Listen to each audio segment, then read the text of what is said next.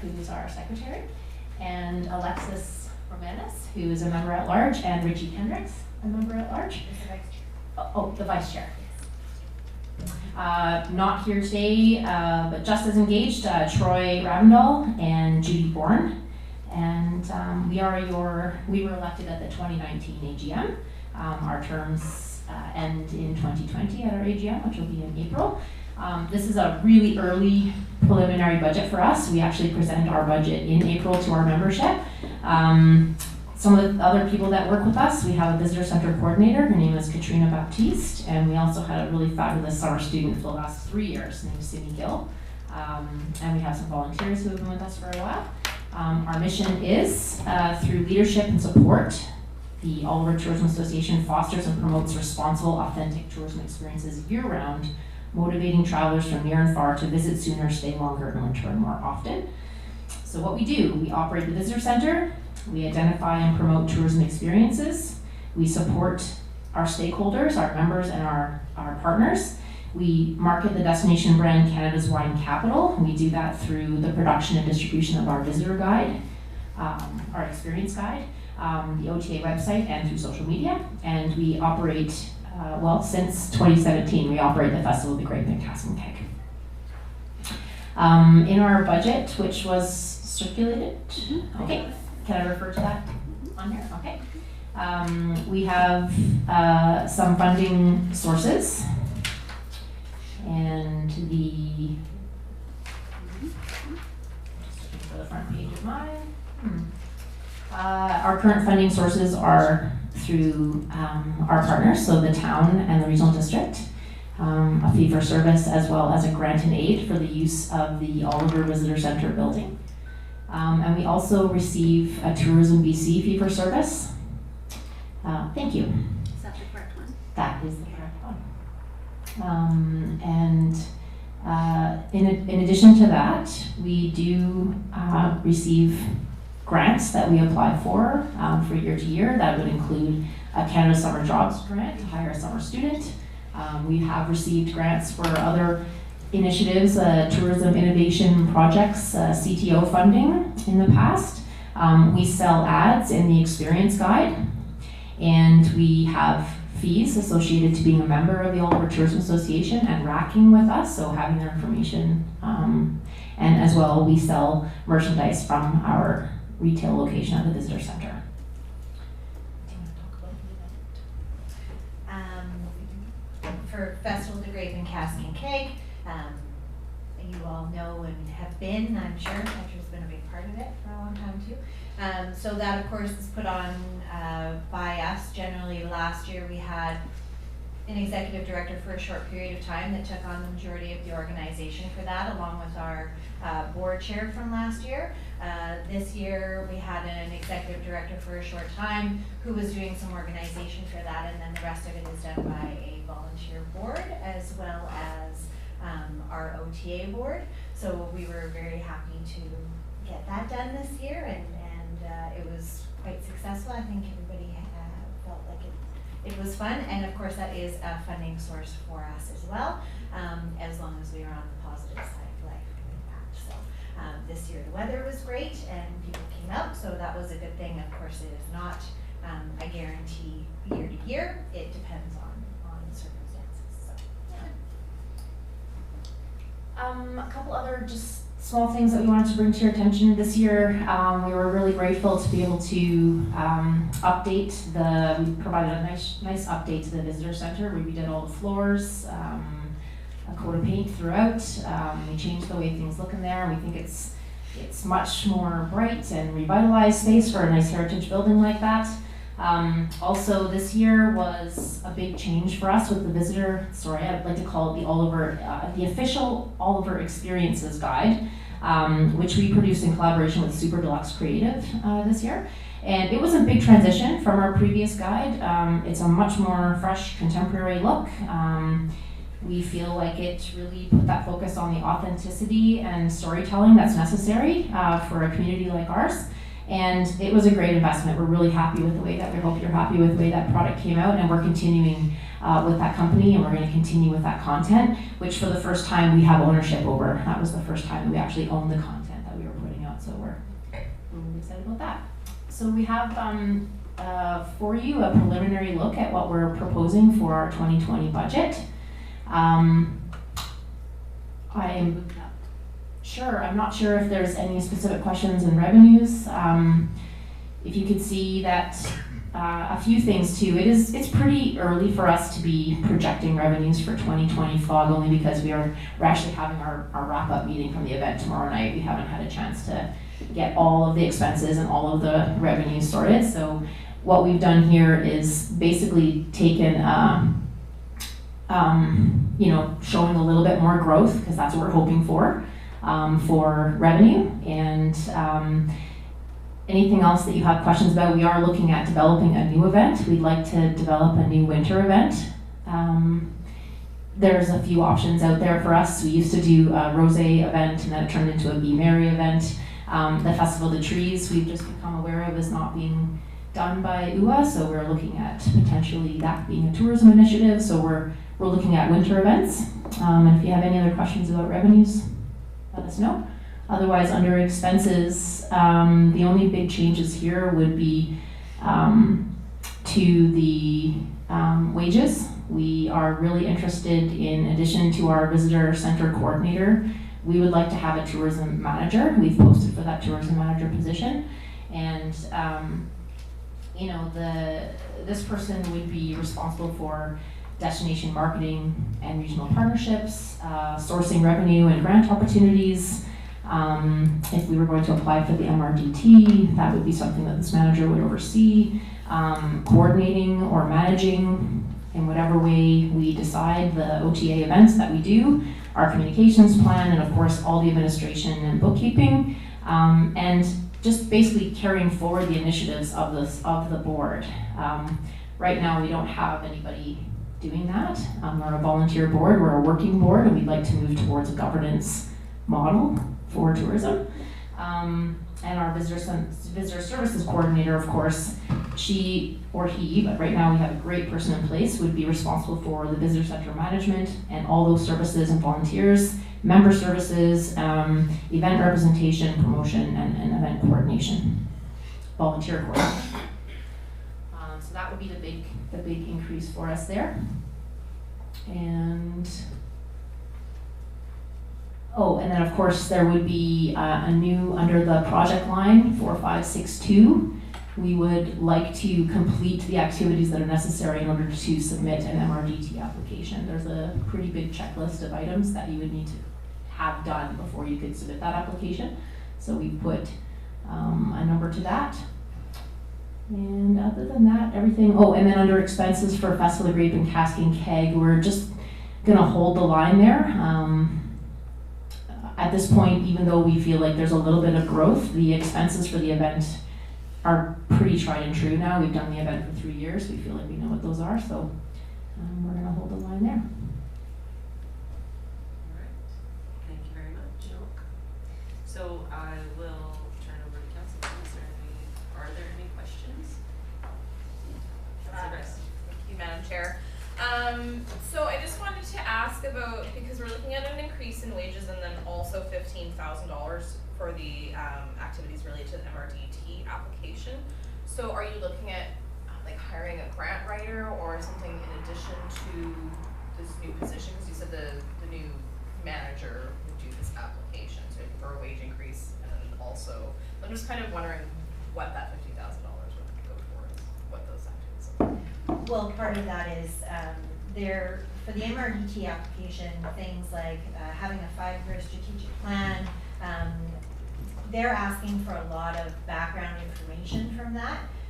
So putting together those strategies is going to take a little bit of time and money, and hiring somebody potentially to help us do that and get that in a really good, solid foundation.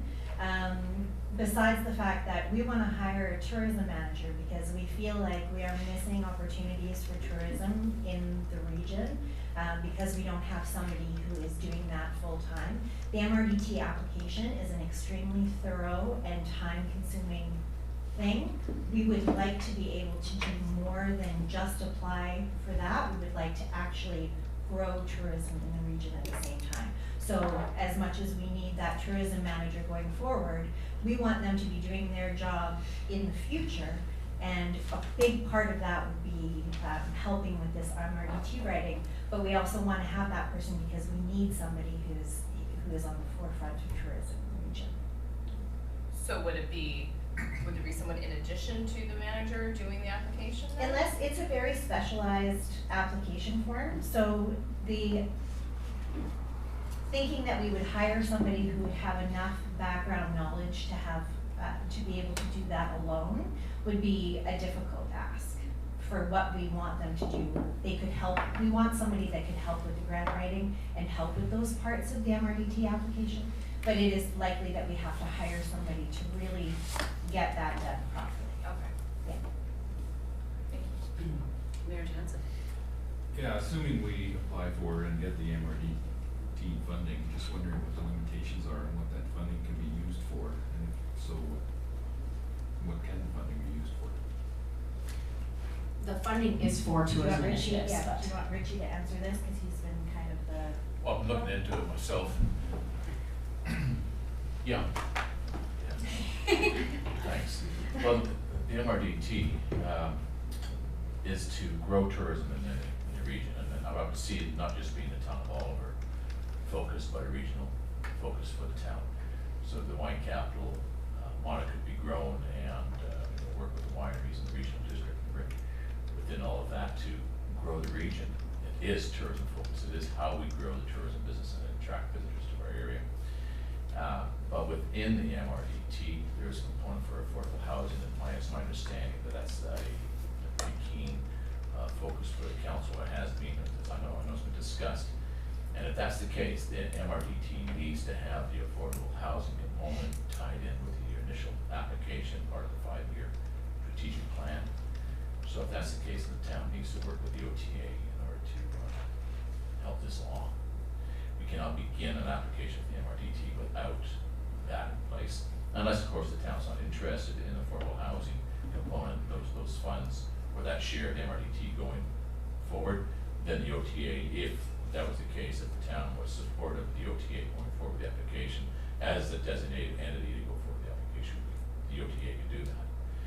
But if it will be part and parcel of the application, then we need to work in partnership with the town to help that along. And I just wanted to question the MRDT cannot be used to replace existing funding, it's for new. It's new funding and new initiatives. Yeah. Yeah. So we can't take this part of the budget and say, now we're, instead of having the funding sources that we have, we're gonna use as MRDT funds, like it's for new initiatives, which we are hoping council would see, and the area C director would see benefit in. Perfect. And follow? Well, just if I understand correctly, so if council was to say not give you a budget increase this year, and you applied for, give you the $15,000 or find a way to give you the $15,000 to get the MRDT funding, then part of that funding in 2021 could be toward the Oliver Tourist Association, because it would be an increase? Yeah, like what I think to clarify would be, if we were successful in getting the MRDT passed through the community and we were able to do that, that right now we have been grateful for the support of the town and the RDOS through these existing funds, so I believe $56,000 around that. This would not be to replace that. So rather than, your question is, if we gave, instead of giving you an increase, if we support you in getting the application out there, yes, that money could go towards the new initiatives that we want to do. But what it isn't supposed to do is then say the organization wouldn't require that $56,000 that's already in existence. No, Okay. I understand that, but You're right. some of that money could go, and just to clarify, Absolutely. some of that money could go to increase the funding for OTA, but some of it could also go to affordable housing. Like, is it one or the other, or all affordable if we housing, apply for or the a portion 3%. affordable housing? The portion that can go toward affordable housing is the 1%, above 2%. If you apply for Okay. 2 and 3%. Yeah. So that to be, let's say the 1% outside of administrative fees taken out by the ministry would then be set aside. But there has to be a project in place by the municipality in order for these funds to be allocated. So there has to be something already in planning, whether it is to buy land? Is it to secure land? Is it to secure a project? It has to be targeted, it has to be explained, and it has to have a time frame tied to it. Thank you. Councillor Rice. Thank you, Madam Chair. So just touching on the affordable housing aspect then, so if, say, council, like, we can't meet those requirements at this point for affordable housing, is there a point, say, you just go for the 2% down the road where we could add the 30% on? You could, but what it would mean would be a brand new application with a new 5-year plan. You can do that within the terms of the 5-year plan, but it means a whole new application. So let's say you submitted a plan that was approved for the MRDT at 2%, or whatever it happens to be. If you want to include affordable housing as a component of that, you have to submit a completely new plan with that included, and then you go from ground zero again for another 5 years. So it makes sense to do it at the beginning. Do you have to reapply every 5 years anyways? Yes. Okay. And then you have to submit a 1-year fiscal plan in years 2 through 5, a report, in order to show that you're making headway with things that are tied in with your 5-year fiscal plan. Councillor Schwarzenberg. Thank you, Madam Chair. Do you have an estimate as to what a 2 or 3% MRDT tax would bring in yearly? Ballpark, somewhere between 80 and 120,000. Thank you. And Councillor Rice. Thank you. Just to confirm, though, that $80,000 to $100,000 would not replace any of the funding that we currently provide. Correct. So we're being asked to give an extra 15, but it won't help us down the road. A one-time grant of 15 to help the process to allow the MRDT. To help application. LTA grow, but not to cut our expenses. Correct. Yeah, we see the initiatives that we're suggesting for tourism as a benefit to the town, but if you're asking if it's gonna reduce the fee for service, at this point, that's not what the MRDT funds are in. Okay, I just wanted to be absolutely clear on that. You bet. To get inside the budget itself, on your expenses side, I have a couple of questions. Building maintenance, I see in 2018 actuals of $1,100. The budget in 2019 was $20,000. You did a complete makeover, painting, flooring, as I say. And now I see another $4,000 in 2020. What didn't we do that it needs to be $3,000 more than 2018? Well, at this point, I mean, the building every year is gonna require some work. Like, we didn't do the bathrooms, we didn't do the sinks, we didn't do all the office painting, we didn't do all the floorboards. We did what we could with the grant that we got, and in our fee-for-service agreement, there's a pretty comprehensive list of what we as the tenant are responsible for and what the town of Oliver is responsible for, and so we had previously not budgeted to do any of this work, and we'd like to continue maintaining the building so that it keeps looking better and better every year. So we just put a small amount in there so that we could do a little bit more of the work that we weren't able to complete in 2019. It's interesting that we're responsible for a portion and you're responsible for a portion, but we're also responsible for funding your portion. I understand that. Further down the accounting, QuickBooks, bookkeeping, you mentioned hiring an executive director, and you mentioned that they would be doing the bookkeeping. They would be preparing, they would be preparing things for the bookkeeper. So we have Councillor & Co. under contract right now. I guess depending on the skill set of the tourism manager, that could change. And I'm just questioning why the jump from 2018 actuals, 2019 budget to 2020 proposed cost. Like, what happened? So the actuals, sorry, Councillor. The actuals are gonna end up being around that $6,000 mark this year. That's what it costs to have a company do your books twice a week and file your taxes and file your GST. In our first year that we had an executive director position, that person was also an accountant.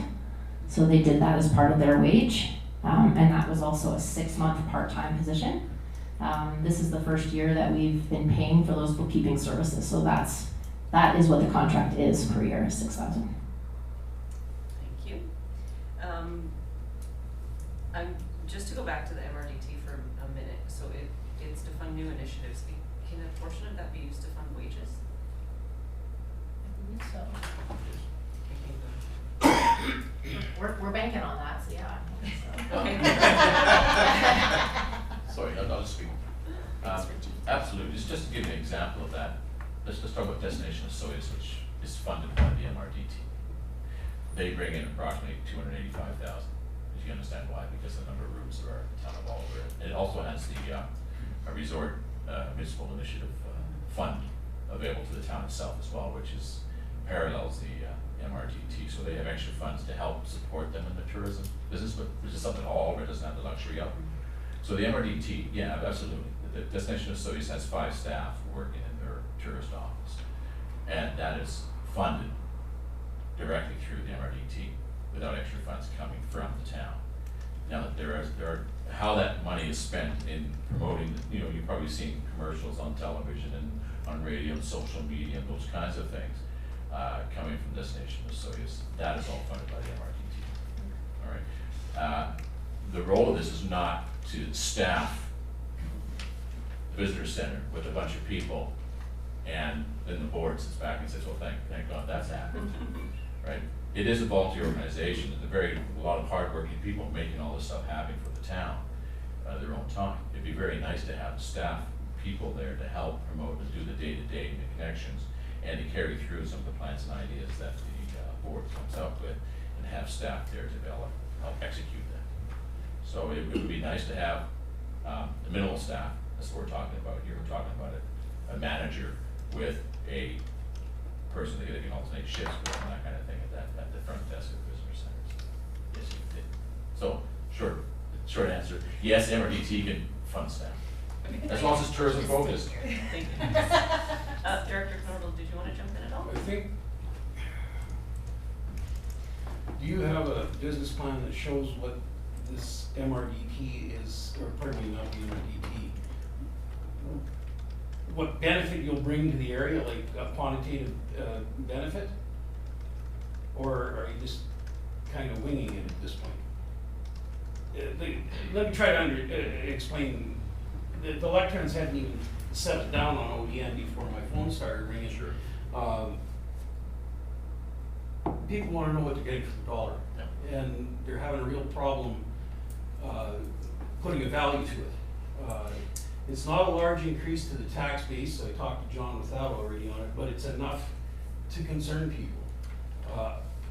I may have given some people the wrong information because I was under the impression that if you got hotel tax in, that there could be a reduction in the costs.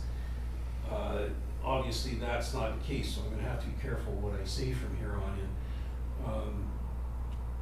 The other thing, one of the calls that I got, have you approached any of the wineries in the area? Because obviously they don't fall into that tax, but they're the main benefit from your program. And one of the winery owners said, I'm not sure that your residents are going to be too happy about paying for advertising for us.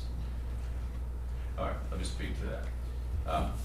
For MRDT application to be approved by the ministry, we need 51% approval by those who own 51% of the rooms in the region that we include in the application.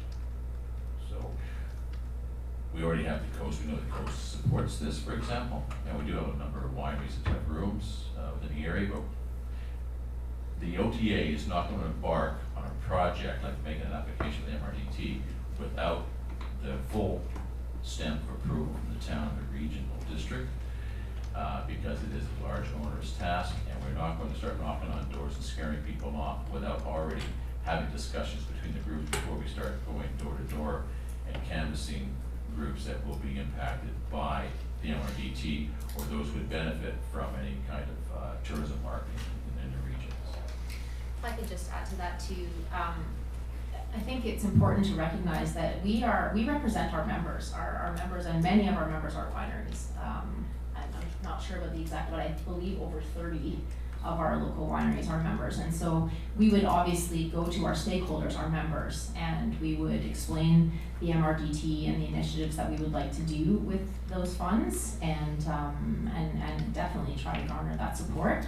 I think it's also important to recognize that right now all we're doing is welcoming at the visitor center the people that are already here and walk in the door. That's what we're able to do with the funding that we're receiving right now, and through membership fees and racking fees.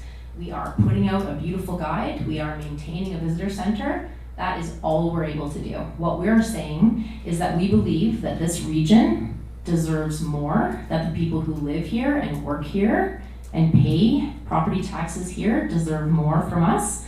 And we would like to be able to do that. We'd like to be able to increase the recognition of Canada's wine capital as an agricultural region with amazing, authentic experiences. We would like to develop new technologically sound websites that could be used on any mobile device from anywhere. We would like to strengthen our relationships and partnerships with the coast, with the Venables Theatre, with Area 27, with Baldy, with the band. We haven't even had a chance to highlight those farm-to-table experiences, that agritourism experiences, which I know Danielle has been doing some great research on. It's very, very, right now, very basic, the tourism services that we're providing, and we believe that we could do so much more, and that would just build our community and strengthen our community. So that really is, and we're willing to do whatever we need to do to get there. We're very committed to it, but this is a really good option. The MRDT we're one of the only communities that isn't accessing those funds. Thank you for that answer. Just a quick question for clarification. So the MRDT would be for Oliver only rooms or for Oliver and Area C rooms? Just because the wineries that have the rooms are in Area C. Wherever you would draw the boundaries, right now the town of Osoyoos is only for the town, city of Penticton is only for the city of Penticton. So the area between Penticton and Osoyoos is wide open. Baldy falls within the boundary Kootenay region already, within that regional district, and it is already involved with an MRDT funding plan. So that's You have the ability to pull in the area. we have the ability to pull in those regions. We have to think about that carefully, and then we have to talk to other regional directors and in that regard. Thank you. Did you have any other questions? No, it's gonna be between me and John to figure out where we're going here. Okay. So, we'll arm wrestle in the parking lot. If you have any other questions. I do have Carol's number on speed dial. That's true. What I was going to say is that we have really enjoyed the involvement that we've had from Councillor Mattis and Councillor Schwarzenberger. We welcome more conversations about this. If there is further discussion that needs to happen about the MRDT or any of the initiatives we'd like to do, we would be very happy to engage in those discussions. Okay, and we're not done up here. There's been hands Okay, going on, okay. so. Just a quick question, how many members do you have? That's a good question. I don't know. Yeah, I'm not gonna be able to give you a solid number on that right now, but Approximately. approximately 150. And Councillor Schwarzenberger. Thank you, Madam Chair. Yeah, I just think that for sure the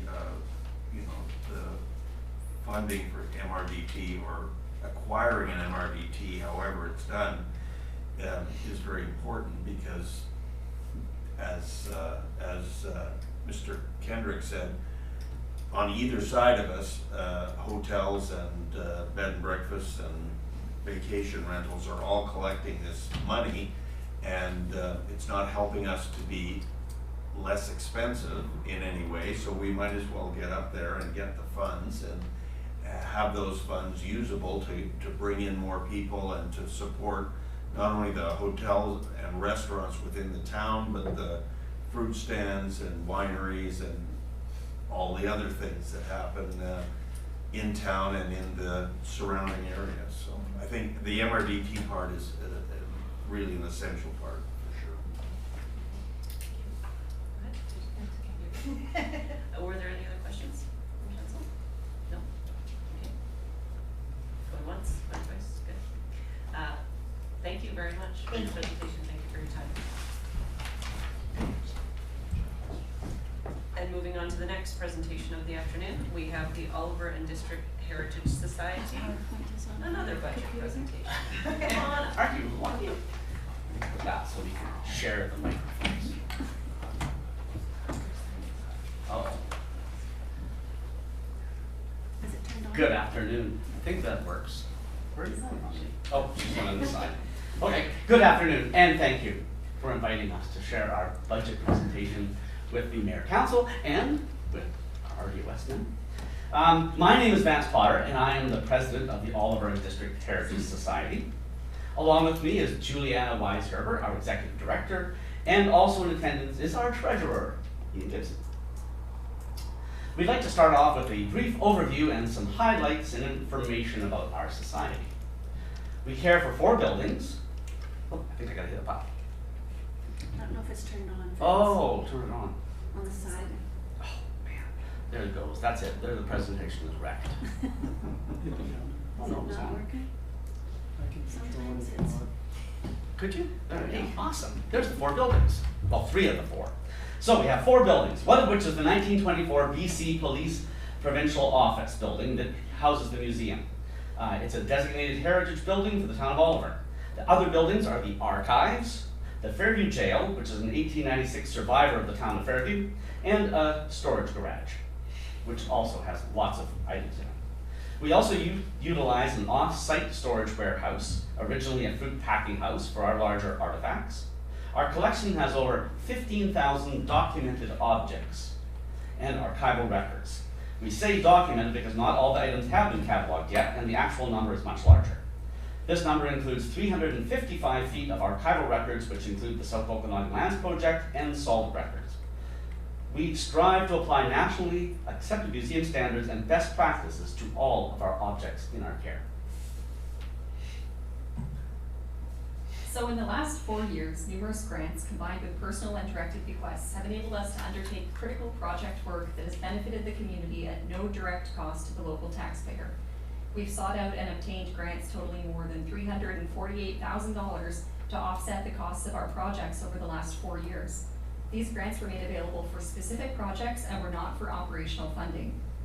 These projects included major repairs to 2 town-owned buildings, a $30,000 museum roof replacement and a $46,000 museum windows restoration, an $8,600 archives HVAC replacement, and an $11,000 installation of cost-saving solar panels on the archives. Each project will result in long-term energy savings and make us more cost-effective and better able to focus our resources on our collection and public services. These grants have also created jobs, such as 3 6-month-long paid internship positions and 2 to 3 annual student jobs. They have significantly improved collections care and greatly improved community appeal and use. We've also provided work for 8 local contractors in the last 4 years and provided tours or education programs to 414 students. In 2018, 18 volunteers gave over 835 hours of their time. This is equivalent to nearly 0.5 of a full-time staff position, or $16,705.40 per year. This year, the numbers have increased to 21 volunteers, giving an average of 22 hours per week. So we expect those numbers to increase substantially. For example, just those weekly volunteers are providing approximately 1,050 hours per year, an increase of 26%. That works out to 0.6 of a full-time position, or 21,000. This demonstrates the growing level of community engagement we have with individuals wanting to give their time. So in 2018, with a grant of $78,000 from Canada 150, we completed our new permanent exhibit about Oliver's history called Deep Roots. This exhibit was a much needed upgrade from previous displays. It shows a much more contemporary design, is more representative of the diverse population of Oliver and First Nations history, and includes interactive elements that suit many learning styles through audiovisual displays, touchable objects, and a touchscreen photography booth where visitors can pose for selfies against green-screened historic photos of Oliver. We've already heard plenty of positive feedback about the exhibit, with many tourists and locals saying the quality of our displays is much better than they expected for a small town. In the same year, we opened our new Heritage Garden in the museum yard, which was funded by a $60,000 grant from the BC Rural Dividend Fund. The garden consists of plantings of both native and introduced species, which we can use to teach visitors about the plant life of this area. The new plants are all species that require limited water to demonstrate sustainable practices and to create cost savings. The entire garden features wheelchair-accessible walkways and includes a small outdoor amphitheater space, which we can use for events and kids programs. Since the garden was finished, we provided tours and installed signage to help visitors identify each plant species. We're currently working with the Seal Language House in Penticton to provide information about traditional uses of plants and their Insultion names. In 2018, 1,262 people visited the museum and 789 visited the archives. We also had 208 research requests for use of our services in person, by phone, and through email purposes, such as for family history searches, documentary filmmaking, publication of books and articles, settling legal matters, and obtaining historical information about real estate. This year, our numbers will likely exceed those figures, as to date we've already had 918 visitors to the museum and 616 to the archives, an increase of about 10% per building from this time last year. As we continue to focus on building partnerships and developing programs and special events, we expect these numbers to continue to increase. In 2018, we finished a significant project to reorganize the artifacts at our off-site storage facility, which were in a considerable state of disarray that prevented us from achieving good staff and researcher access. So over 2 years, we sorted, cataloged, cleaned, and decluttered, disposing of many non-artifact items that were crowding up the space. We installed new artifact-safe shelving around 3 walls and constructed a special storage system for tools and farm implements that got them off the floors. We also improved the lighting, cleaned the space, organized larger objects by type, and created clear aisles to assist us with moving larger objects. The resulting space provides drastically improved access to 1,446 of our large objects, both digitally through our database and physically during site visits. It has also improved safety and greatly increased the lifespan of these artifacts through better storage conditions. We've also been hard at work developing new events and programs to entertain and educate the public, and to enhance a sense of community and belonging in Oliver. Over the last year, we offered events for Family Day, Easter, Halloween, and Christmas, as well as a summer water awareness event and our annual AGM's presentation by a guest speaker. These events were free, reducing barriers to recreation for low-income families and individuals. We also provided both tourists and local visitors with museum tours, weekly heritage guided walking tours during the summer months, and temporary exhibits on the 100th anniversary of the Ditch and National Indigenous Peoples Day.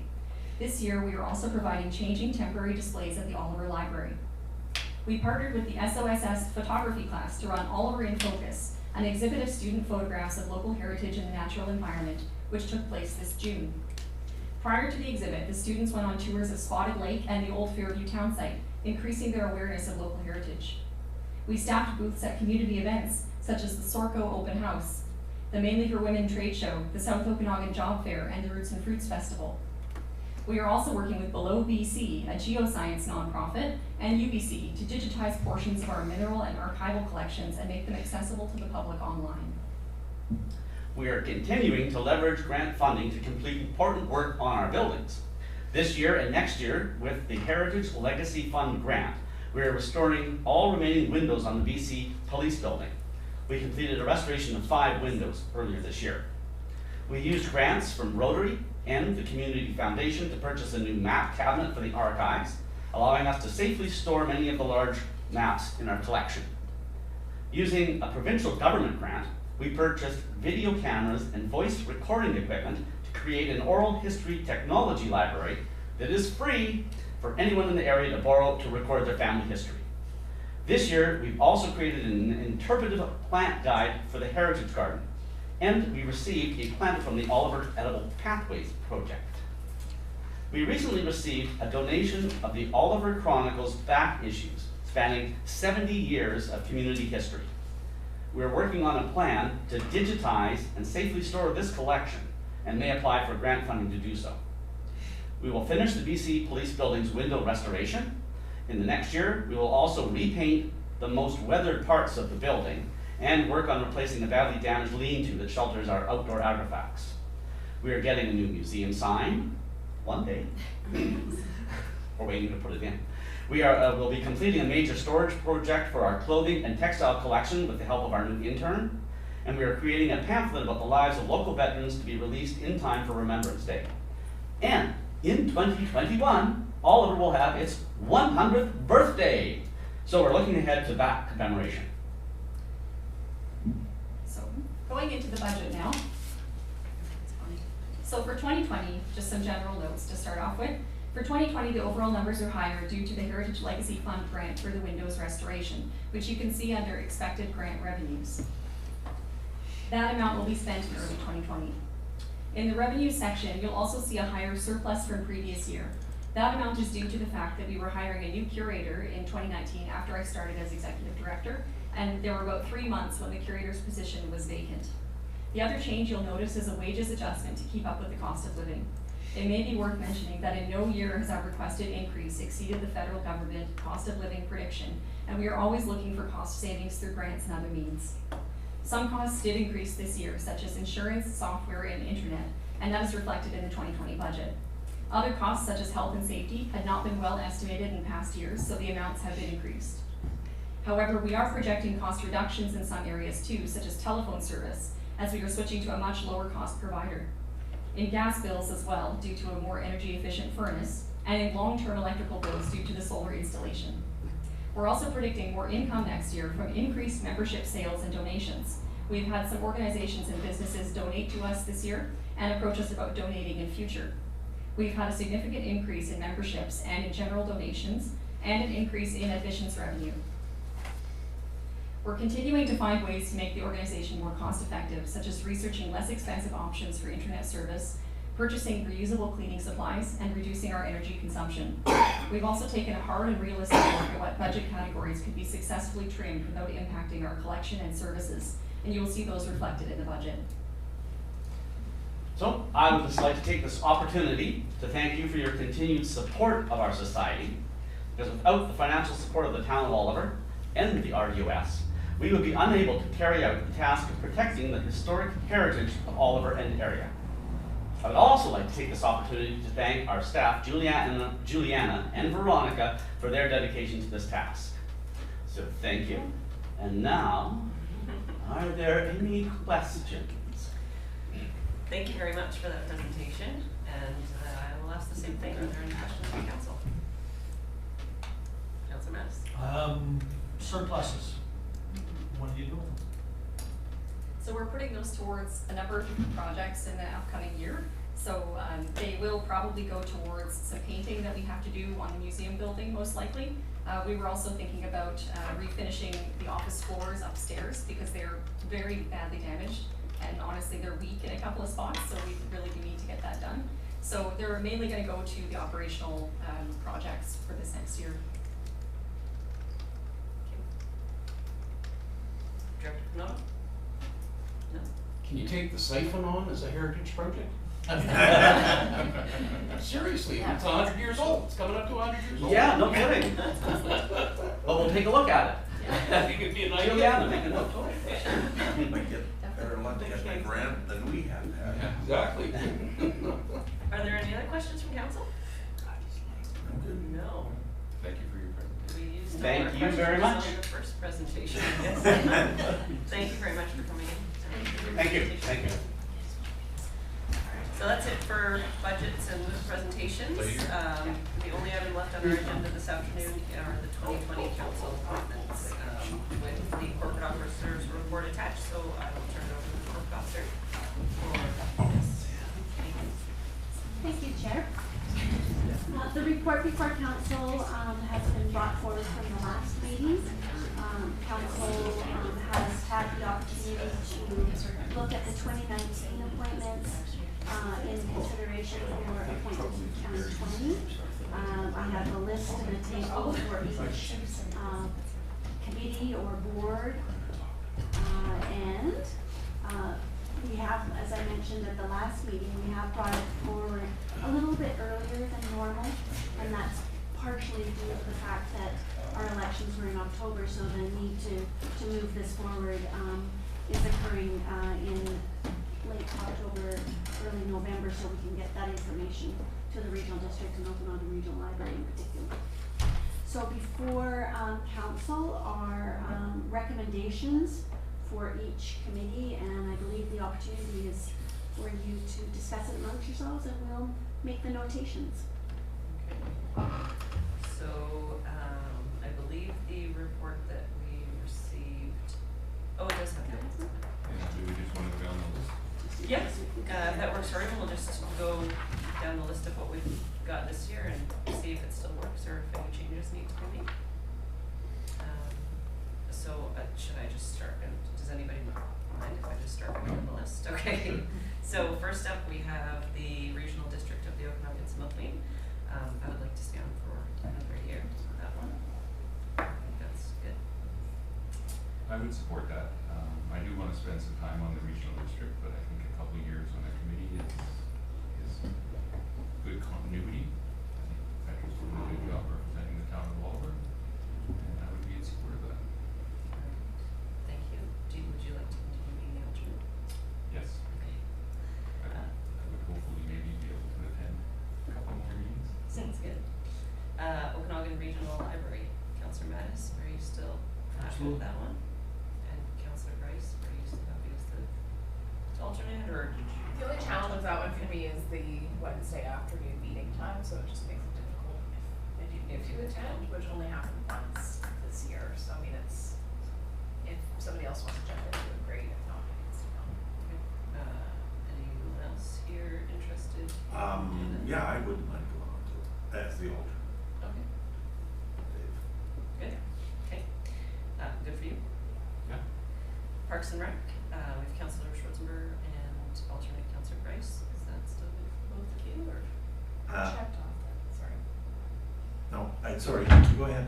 If you want to take a break from that one, then I'd be happy to jump into it.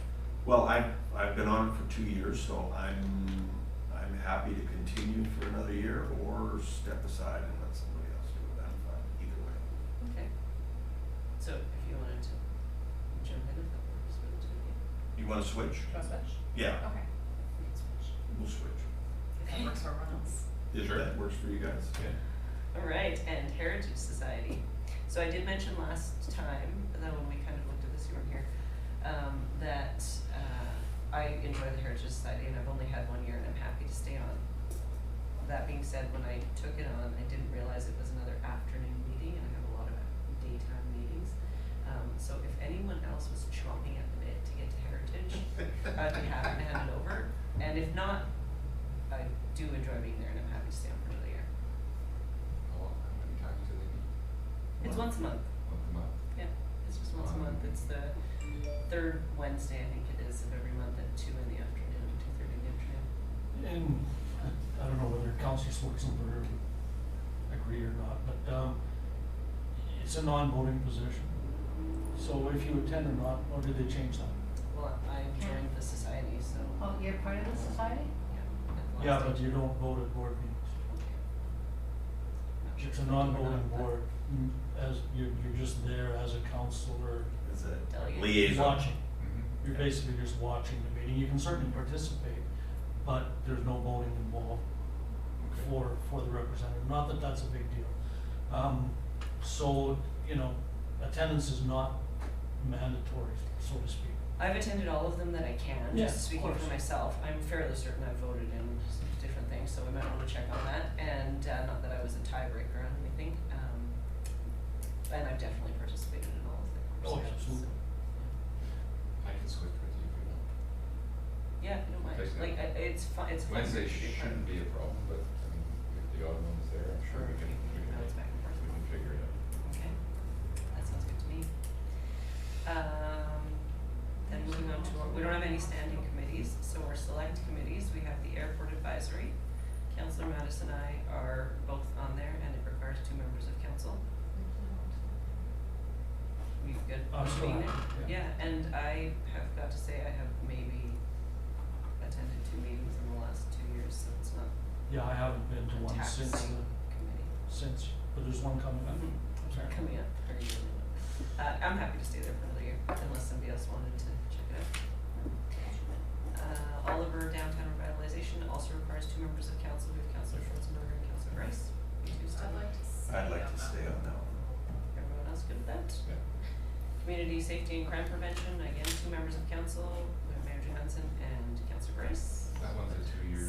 That's a 2-year commitment, Two-year okay, commitment. so you don't have a choice, you were there. And then we have our community committees, so School District 53, we have, Councillor Schwarzenberg and myself as the alternate. I'm fine. Good, okay. Anyone else? Anybody wanna, Be interested in that one, have kids in the school district. I mean, I attend the Applaud, school district meeting and that sort of thing, but if you wanted to take over as the alternate. you can take over as the lead. How many have I checked off? You only have one. Are those daytime meetings? Three. No, No. their meetings are evening meetings, and theirs is, the way that I've felt so far is, it's as much as we want to be involved, we're not required of them to attend any meetings, this is not. We don't sit at their table, we just sit in the audience and observe. Strictly observant, so I mean, you can go there as a general citizen, and it's the same rule. Yeah, I'd be interested in that. Fine. Do you wanna take the alternate, or do you just wanna completely stay? No, that, you wanna, No, I'm not desperate to get out, but if she wants to take the lead, would you like to step down and take the alternate, or would you just like to, no, I'll step away. Go ahead. You stay on as alternate?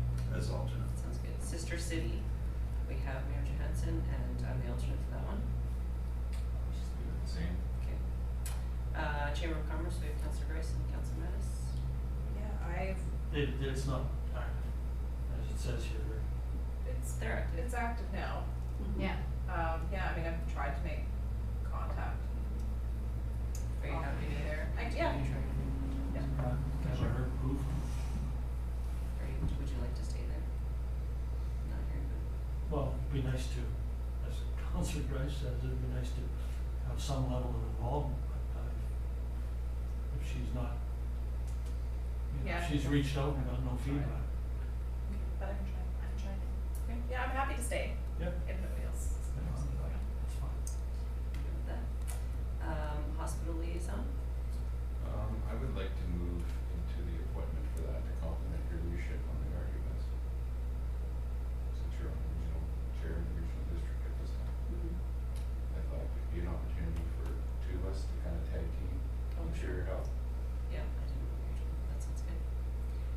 so we could switch. And it's like still kind of, is it the hospital liaison, is it interior health liaison, like, it's kind of I still. think I up in the would air. probably try to just maybe have regular discussions with Carl and bring that information back for you to have that information. Yeah, that sounds good. I think it would be beneficial to actually have two separate, I'm thinking so, that's. because, you know, as being the chair and being on that board through the regional district, it kind of blurs the line. But I by agree. separating, switching it, would definitely clarify the. Yep. I think it would complement. Improve. Yep, I agree. Would be I would better. like to continue being the alternate, but yeah, Absolutely.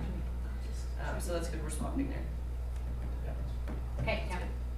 Yeah, that's good. I just wanted to comment on the next one. Oh, sure, okay, so, go ahead, food action Thank you. advisor. Sorry, I should have mentioned that when I introduced the report.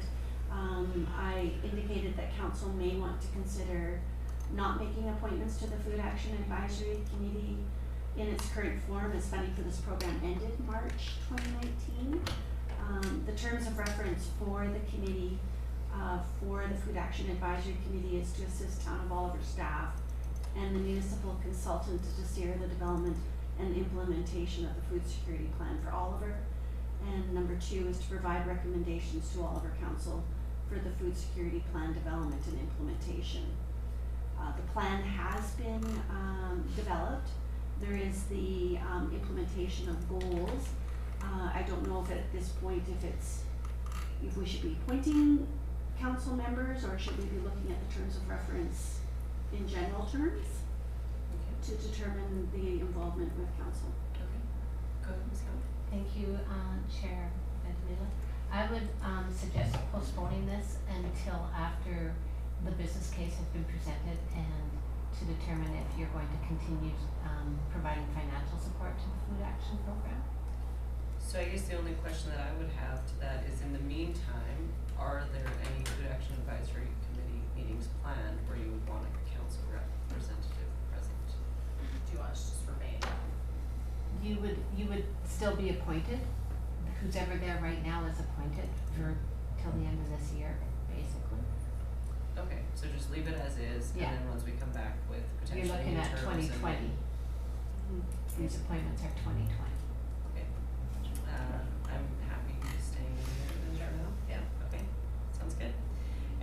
the Children and Youth Advisory, or Youth Center Advisory, sorry, with Councillor Grice and Councillor Schwarzenberger. I'd like to say, although there was Zippity doo dah. No meeting. Thank you, Chair. I did contact the town of Osoyoos. There was a meeting in 2017 and the action was for Osoyoos to call the next meeting. So I've done a query and they, Osoyoos staff have forwarded my email on to, I guess, the coordinator for the group of organizations, but I haven't heard back from them at this point. They are appointing members for the town of Osoyoos for this committee as well. Okay. At this time, so I believe it's still in motion, they just have not called a meeting. I think it is called on need, yeah, so we're just trying to Well, sort they're that out. appointing, councillors as well, then that's a good sign. Mhm. Still, yes, okay. I'm So happy to would you stay like to with say? it. All right. Outside boards, Municipal Insurance Association, we have Mayor Johansson and Councillor Mattis. Good? Yeah, I think that was put on there mainly because of the meetings at UBC, That's right. which unfortunately we administer meetings. Oh, okay. Try again next year. Oliver Tourism Association, Councillor Schwarzenberger and Councillor Mattis. Happy to stay? Yeah, happy, Happy? Everybody's good with that? it's working well. Multicultural Services, we've got myself and Councillor Grice. I continue to be a part of SOICS and I'm happy to be in that position still. So if you're a member of SOICS already, would it make sense for me to move into, because I didn't attend any meetings or anything this year, if you're already there anyway, so it makes sense for me to move in? Or are you wearing the council hat when you go, or does it matter? That's a good question. Are you on the board? I'd say. Yep, Yeah, I think that there's. Over and above the council appointment? yep. So I would say that was doing my connection to the multicultural Yeah. community. I think what Councilor Grace is suggesting makes sense, it's kind of like the hospital thing again. If we switch, then we're both there. Yeah. Gives I'm double happy, voice. but both at SOICS meeting? Well, Or- this appointment doesn't send you there. Okay. I don't know what it was before I joined the SOICS board. I don't know what other things fell under the multicultural services. Have you been anywhere at other meetings aside from SOICS? No, Multicultural services? No. This may be. I mean, I'm something- happy to this switch, if there's staff some need to way, look into somewhere else that we can numbers. pull other things in. Staff may need to look into actually what. it What is. actually our terms are. Sure. I think that was maybe a yes. Yeah. We can, it's up to you, I'm happy to switch, I'm on SOICS. You're there anyways? Yeah, well, why don't we switch then? Okay. And other bodies, Board of Variance, we have the same names and I think we use the same names as the regional districts. Go ahead. Thank you, Chair. Those appointments do conclude at the end of 2019, so I will be checking with the RUS. We do it in partnership, just Okay. on that one as well. Okay. That sounds good, so we've made it to the end of our list. Yeah. Alrighty. The OCC See, that's been cool. Community Advisory Board. It wasn't in the, Okay, The who? that's right, the OCC Community Advisory Board, we kind of talked about that a little bit last time, I think. It was Amy and I were on that. Yeah, I don't know if we had a meeting, but we're gonna look into that. Yeah, Ms. Cullen? Which one are you talking about? The Correctional Center. They're the Community ones that Advisory pick who they want on there. We don't appoint anybody. They Oh. let us know who they want on there. that's Well, one how of did the- they know? What they do is they ask for, in the past, whenever they're renewing their board, whatever their terms are, they've come to council and said, can you provide members? Right. But And they so haven't- they're not asked we us don't- to. We haven't been asked as of yet. They haven't asked the Oh, okay. council to provide. Yeah. But there's interesting. nobody on that now. I am, but I was on there before. Yeah. You Yeah. were there I as know, well. as well, there was two of us. But it's They look it's at their it. board. Yeah. It's their not our board. board. They've not asked us to be part of it. What they did was they asked individuals who happened to be, like, I know that they were looking at the, Ron Hobamus, although he was our mayor, he had that background from his social background, and they asked him to be on it at that point in time. But it wasn't because he was mayor per se. Really? Okay, I was under the impression that it was one of us, plus then we recommended some possible community members. So should we, because it would be nice to have a council connection to, We could touch base with the Yes, board. we need to check in. Still there. Yeah. but as a community member, so it's nice, it would be nice to have an official council appointee. Yeah. So if we could reach out and see where they're at and if they're still active and if they're looking to us for any sort of What are participation. their terms of that? Okay, so if that's it, that's the end of our list and everyone seems happy, Mayor Johnson? One thing, I'd just like to bring up, I personally have been thinking about maybe running for UBCN Director at Large. Talked to a few people at the conference this year, and it's something that interests me, and I know Amy had mentioned she was potentially interested in something in Silga, so I just thought I'd, as something in council, I would put it out there that I may come back to council and ask for this. Awesome. So, Oh, we're That'd be looking great. at this, you know. It would be great. Upstairs. Upstairs. Okay. well, I'll give you a In the stroke. So that I'm would be- no money now, just stroke. But, When we're playing Were they golf. good? Or just carry it over. But no, No, I was thinking you, only one. Sorry. should, knowing that you're thinking of that, then we should watch for when they look for calls for nominees, because the UBCM one does, but Silva's gonna come out in February probably. So we should make sure to watch for those, cause that's the handsome indeed. Good, cool. Alright, any other questions? I gotta get back to my agenda here, sorry, I was on the item that we have open. Public question period. Oh, Ms. Cowan. Thank you. Could we get a motion for that? Oh, sure. Yeah, absolutely. That it would be kind of a complete list, so just to move. Okay, it so around. then we would be looking, yep, Yeah. do we move it to the regular meeting? No, or do we because put it you can here? do things Right, at so this we can meeting. do stuff here now. So, we'd be looking for a motion then to approve the amended list of 2020 council appointments. Moved and seconded, all in favor? All opposed? Any opposed?